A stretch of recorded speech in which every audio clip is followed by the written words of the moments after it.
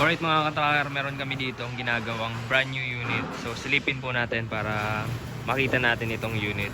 Ito po ay bihira lang dito sa loob ng planta kasi karamihan ang ginagawa dito Hino brand, Isuzu, and Fuso.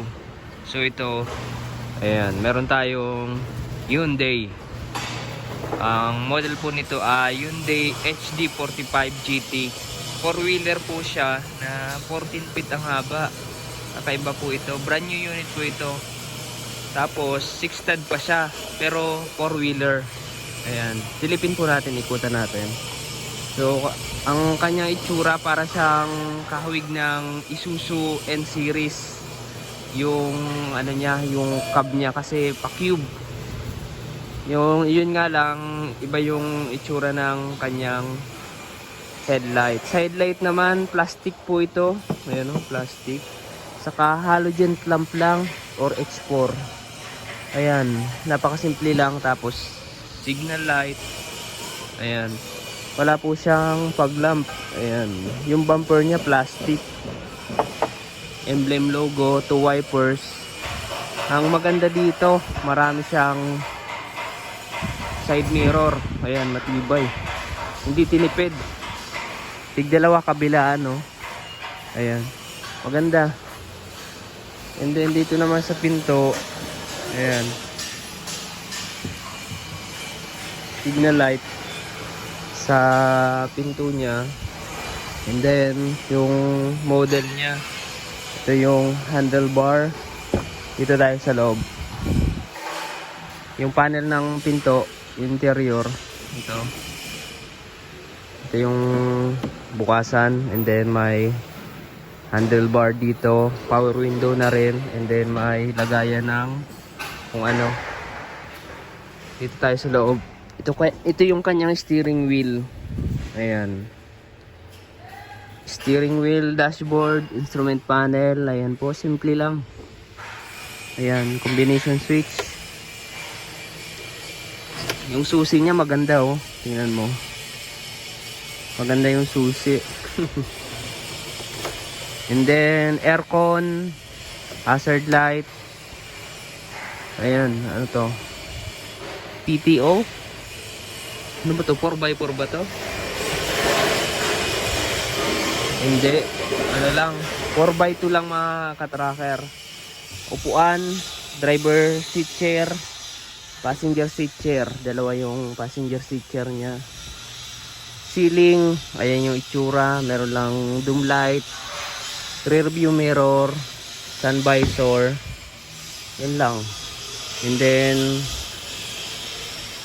hawakan dito sa corner panel. And then handbrake, ayan.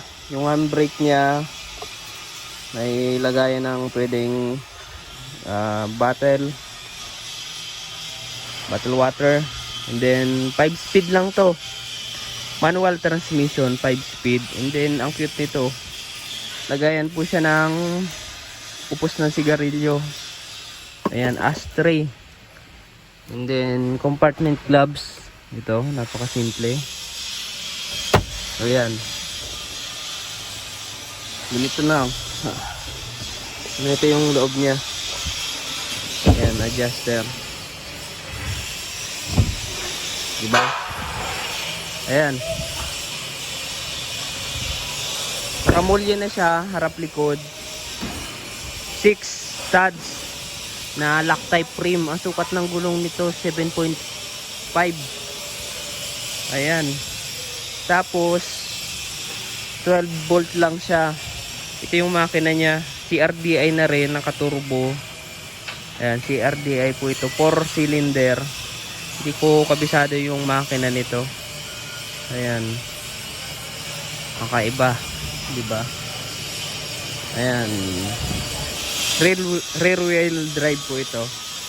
Ayan yung itsura niya.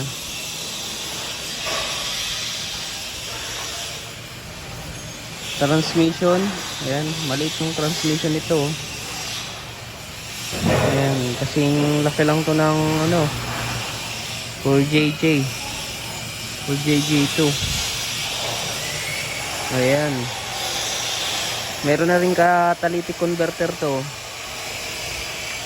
Euro 4 na siguro to mga katracker. Euro 4. Ayan. Minsan lang tayo makakita ng ganito. Medyo maingay dito sa loob ng planta.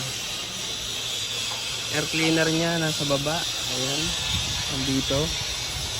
Snorkel. Medyo mataas na yung snorkel nito. Ayan po. 12 volts lang ang haba niya, pero 4-wheeler lang, kakaiba. Ayan, sa mga ganitong 14 feet sa Japan, mga naka 6-wheeler na yan mga katracker.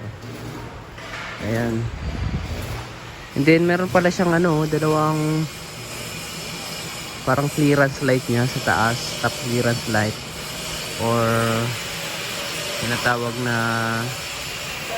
park light, parang pang puso super great, ganyan. Meron ilaw sa taas, diba? Ayan po,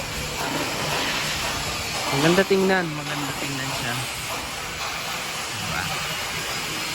Ayan mga katracker, kung nagustuhan nyo itong video na to, pak-like, share, and mag-subscribe na. Dito ko lang matatapusin itong video na to. Maraming salamat. God bless. Bye bye.